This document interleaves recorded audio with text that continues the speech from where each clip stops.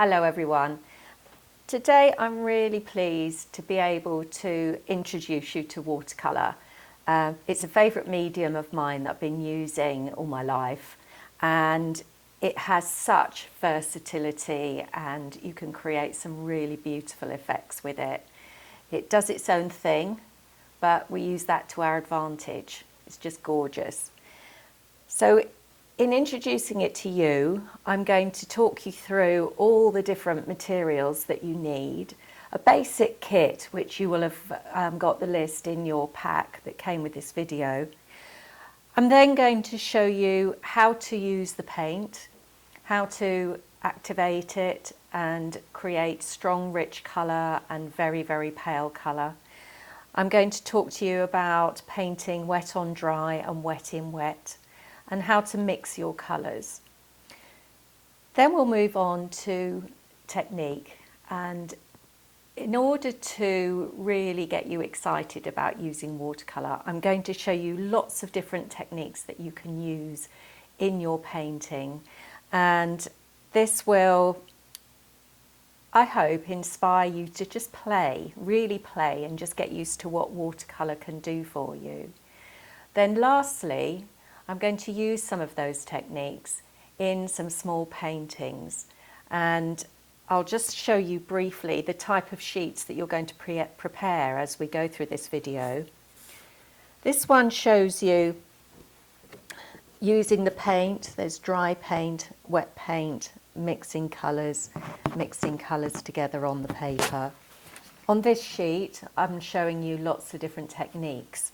So it looks a bit of a mess, but it comes about gradually. I'll show you each individual technique as we try, whether it's salt or printing with cling film or scratching and so on. Then towards the end, we'll look at creating little pictures, and there are two here. You've got a little seascape here with the sea at different angles. We'll look at playing around with paint. So I really strongly encourage playing. So letting it drip and flick and scratch, even maybe using the paint straight out of its tube. Drawing with the paint from the tube creates really interesting effects. Or just play with one colour. You know, one colour is really effective. And I think when you play with one colour, you can see how those marks could translate into watercolour, a seascape or a landscape, or just be an abstract. And here's another one. So I'm going to move on now to looking at materials, and if you want to settle down with your cup of tea and a piece of paper and a pencil, and I will start to talk you through. I'm going to run through the materials with you. First, foremost, a pencil, HB or 2B are best. In case you don't know, the H means hard, the B means it's softer. Harder gives a lighter mark, softer gives a darker mark. To rub out, I've got two different rubbers. I've got a soft plastic one, any make will do, and a putty rubber. The soft plastic one is for heavy duty rubbing when you really need to rub something out. But the downside is you get all these little bits. So a putty rubber is great at just going over the surface. I'll just show you, move those bits. You've got a pencil line and you want to just make it paler, so you just go over the surface and it knocks it back without masses and masses of little bits. Then brushes. There are a lot of brushes in the shop and it can be really, really confusing, so I'll try and simplify it for you. We have here some mop brushes. They have a lovely point, and when you go into the shop you'll find that largely the choice is between synthetic or natural hair, sable largely. Now I err towards the synthetic because nowadays that's an awful lot. It's come a long, long way to what it used to be. Everybody used to paint in sable, but not so much now. Here I've got a mix. In these brushes, they keep a lovely, lovely point. So and that is the synthetic part of it that's enabling that to happen. So I find that if I have a couple of these different sizes, I've put them on your sheet, your information sheet, but I've got a 2 and a 4 in a Da Vinci Mop Brush Series 438, and a small brush for detail.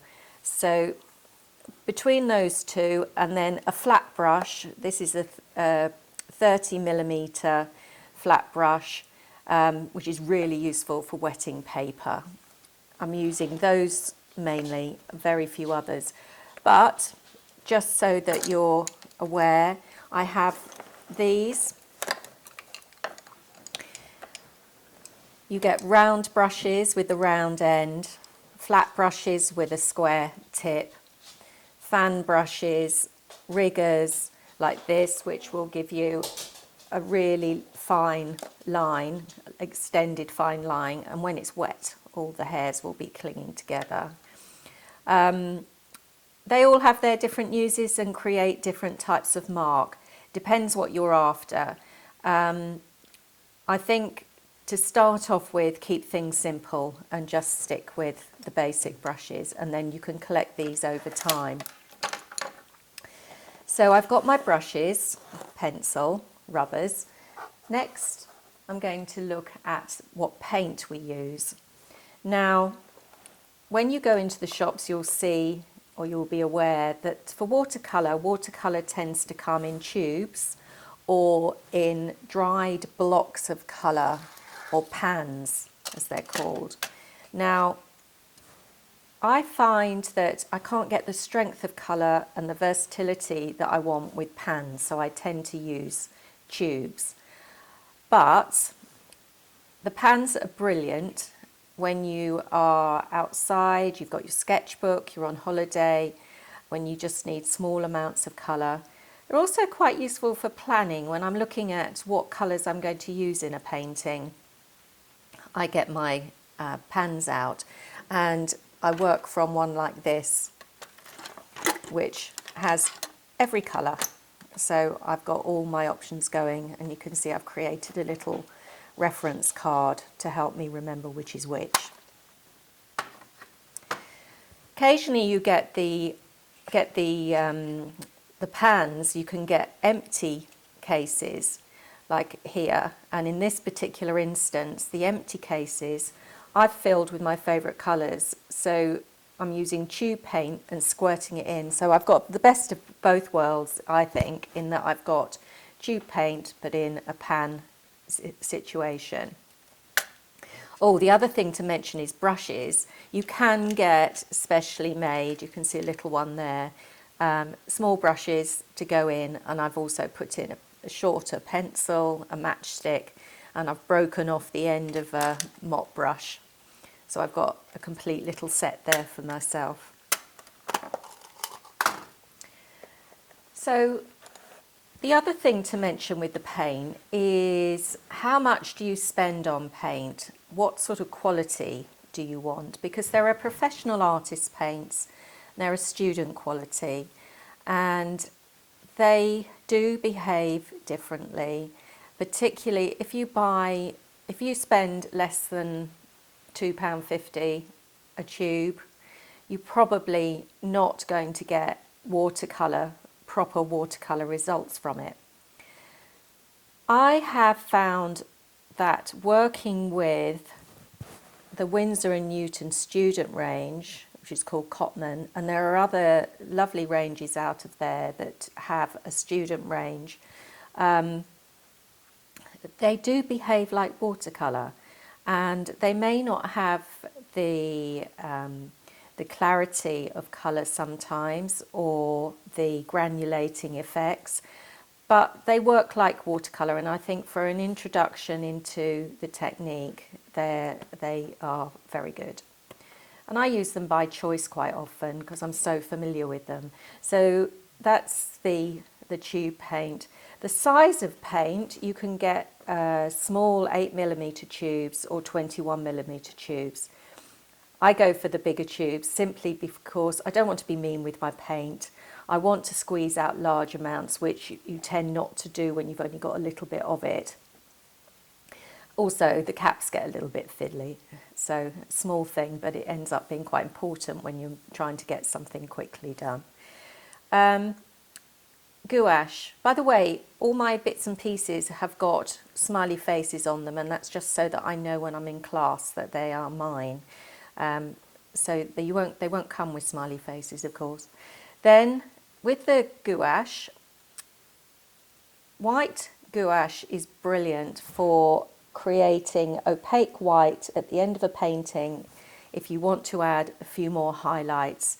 You can also mix it with the other paints to get some slightly more opaque colour. It comes in all sorts of colours. It comes in every colour, just the same as any other paint does, but I find white particularly useful in working with watercolour. So there's some paint for you. Other items which I think you will need, and that's for sure, a water spray, which is brilliant for keeping the paint wet, the paper wet rather. As you're working, you might find it starting to dry out, so you can use the water spray. You can also use it for special effects, so that's a really nice thing to have. And you can buy those in any art shop or online, or even chemists quite often have sprays. Kitchen towel, any kitchen towel, great for mopping up mistakes and effects. A palette. Now you can use just a plain white plate, but I like to be able to divide my colours up so they're not running from one section into the other. So my preference are these large flat plastic palettes. Within each area, I'm likely to put maybe 2 colours, 1 in each corner, or even 3, and then I can vary the ratio of colour from one to the other and subtly change my colours.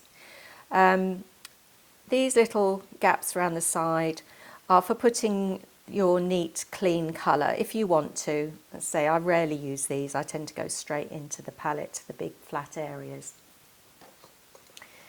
And so that's your palette. Masking tape for laying down and sealing the edge of your paper, and that will go all the way around the edge of your paper and stop it curling, because when you get the paint and it gets to the edge of the paper, it will curl. So that keeps it flat.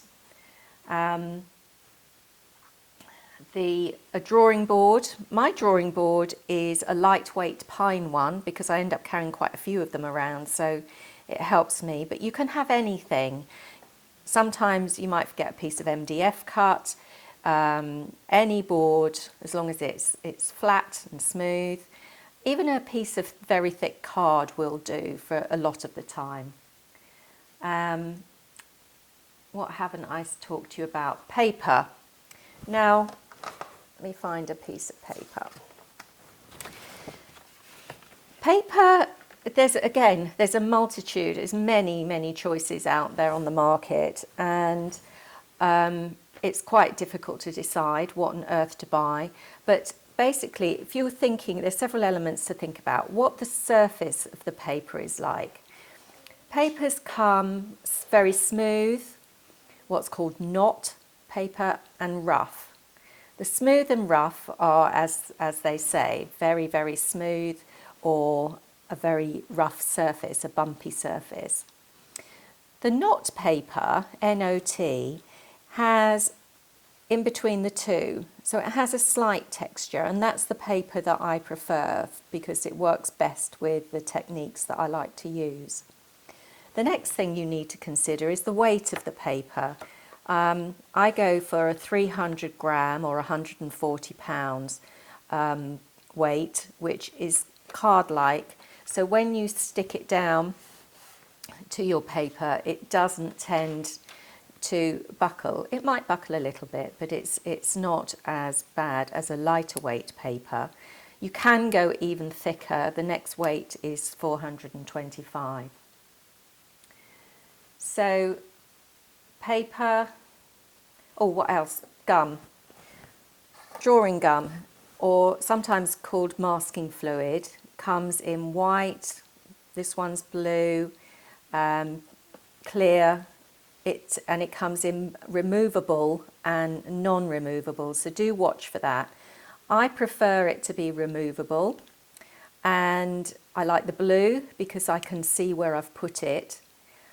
I like this particular brand, not just because it's blue, Pebeo, but also because it's got a lid that I can manage. I think I must have a thing about lids, but the lid is easy to get on and off, and it doesn't tend to leak. Another issue with some of them. The drawing gum can also be called masking fluid, so watch out for that. And you apply the drawing gum with, ideally with it's not a brush, it's got a plastic, soft plastic end, and it's called a colour shaper.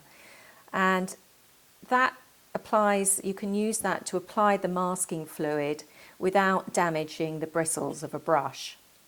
If you haven't got one of those, if you have an ordinary brush and rub neat washing up liquid into it, dip it into the gum, use it, and then wash it again as quickly as possible, and you should find that it doesn't damage the brush.